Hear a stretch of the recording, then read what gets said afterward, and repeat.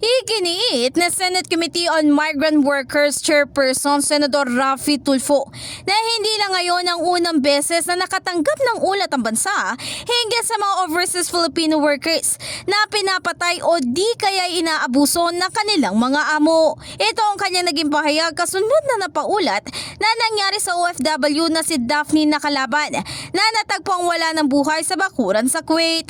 Kasunod nga ng paglapit ng asawa ni Daphne upang humingi ng tulong ay tiniyak ng senador na nakikipag-ugnayan na ang kanyang tanggapan sa Department of Migrant Workers at Department of Foreign Affairs para alamin ang buong detalyeng nangyari dito at mapanagot ang sino mang mapatunayang pumatay dito. Samantala, upang maproteksyonan ang iba pang OFWs ay nanawagan na ang senador sa mga concerned agencies na magkaroon ng strict periodic monitoring lalong-lalo na sa mga nakabase sa Middle East na siyang madalas na nagiging biktima ng mga pang-aabuso.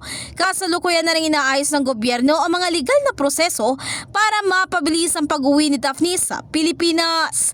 In the heart of changing lives, ito si Brigada Ann Cortas ng 105.1 Brigada News FM Manila, the Music News Authority.